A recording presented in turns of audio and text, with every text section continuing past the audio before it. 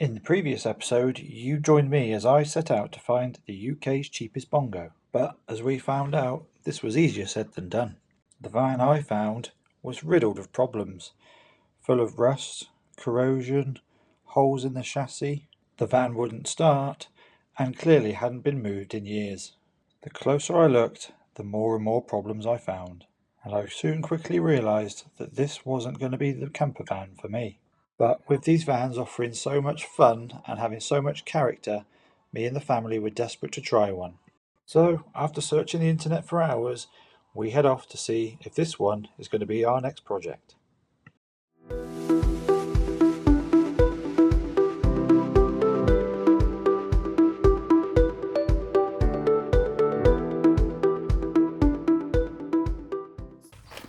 So, packing some classic car essentials here: my multimeter, jump pan, air compressor, some oil, some coolant, and my toolbox.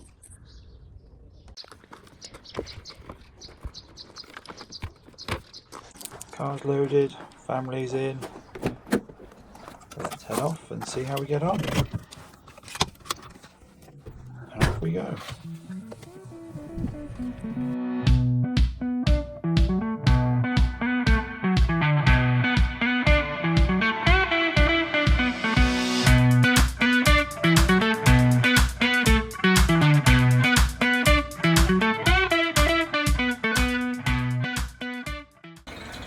So here we are, we made it. We just introduced ourselves to seller Tim, already made me a cup of tea, and the first thing the children want to inspect is this pop top. But first impressions are good, the engine starts, so that's already one up on the previous van we looked at. Let's take a closer look. As we know, actually underneath the Bongo not much to see. There's some homemade edition, so we say. This is an interesting one. This is the main cable for the split charge system. These often get modified. Actually, the standard is to have 2 batteries for starting. A lot of people split them for a less battery.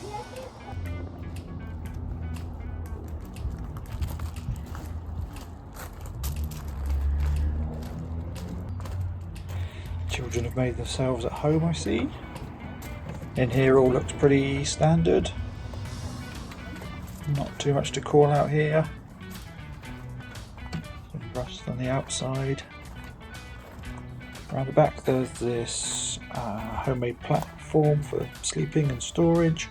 Pop top looks in good condition. Some more rust on the arches. Yeah, has been stood up for a little while. Doesn't seem to get much use talking to the seller now. But overall it's not in too bad a condition. It starts, stops, runs and drives, has an MOT. I'm going to head inside and see if we can do a deal.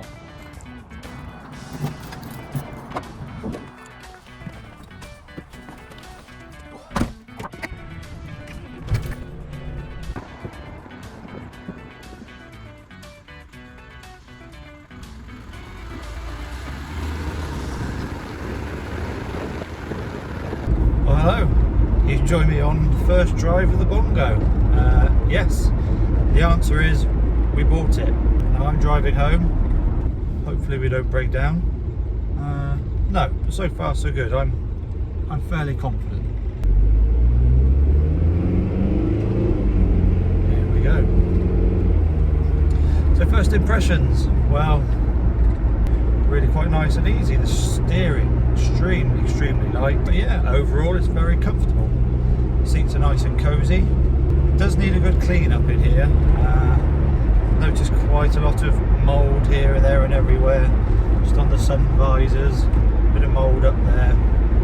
Nothing too terrible, but obviously been set up for a few years, needs a good clean up. But ultimately, yeah, it's all alright.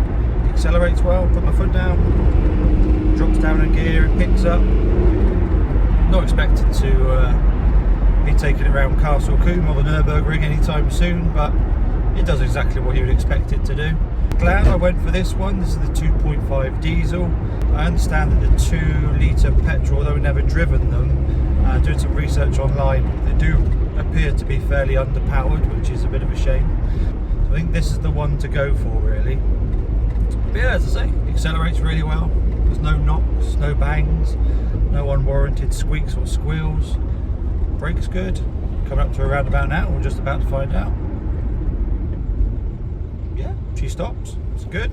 Yeah, overall, it drives really, really nicely. No complaints. Now, there are obviously a few issues with the van that I'm aware of. Mostly cosmetic outside, so a few rust patches here and there.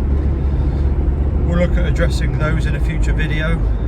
A few other cosmetic issues, but nothing too awful. So yeah, for the next clip you'll find me. Hopefully we'll get home in one piece. We'll walk through the van in a bit more detail and let you know what I've purchased and what I've let myself in for. So back at home now, we can talk you around the condition a little bit more in detail. Always a little bit awkward when you're around someone else's house talking about the condition of their vehicle. Always conscious I want to be respectful. There are a few issues, but actually the drive home went really well. Drove really nicely, no issues, no problems there. Mostly just mechanical and cosmetic issues. Let's have a look. Generally the van is just a little bit old and tired, just really seeing its age now.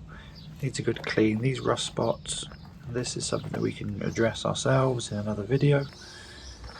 More rust on the front corner here. Smaller patch. Old tired wipers, we can refresh these up. Smashed and broken hubcaps, very easy to replace. A little bit more rust there to contend with as well. Some of this nasty double-sided foam, that looks like it's going to be fun. More broken hubcaps. And you guessed it, more rust.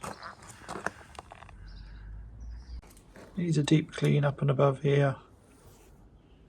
And this is clearly why the front wheel arches rot away. There's some leaves and debris stuck inside there. I think the theme is that this van's just been sat up for a long time and just needs a really good deep clean. This is a bit of a biohazard, some sort of a boiled sweet stuck itself onto the carpet there. Yum.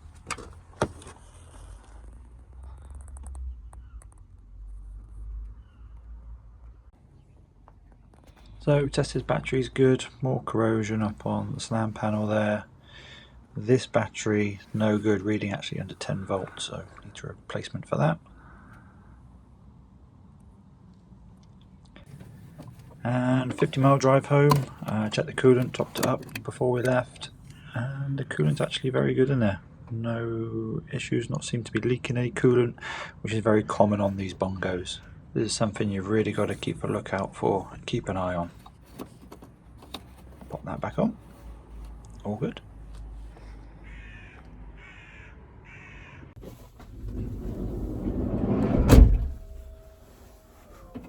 Well, there you have it. What do we think? So this van was £1,500. Ultimately, yeah, not the UK's cheapest Bongo, but as we saw on the video, it's probably not the type of Bongo you want to get yourself involved in. This for us is the right level. There's enough to be getting on with. As I say, there is a bit of a to-do list here. Obviously needs a good clean outside, needs a good clean inside. It's not the best in here, but we can get it sorted. And then needs a good service, and then prepping for MOT. Ultimately also, what's really letting the van down at the moment are these rust patches within the arches. So rear arches are pretty bad, the front ones are starting to fail as well. So in an up and coming video, we'll look to get that sorted. Also coming up on the channel will be videos for my Renault Clio, so getting that track prepared. Also got a nice new livery to go on. We'll stick that on and see what it looks like, and then get it out on track. Okay, that's it for me, guys. We'll see you in the next video. Ta-da for now. To watch the channel's previous videos, click the links here.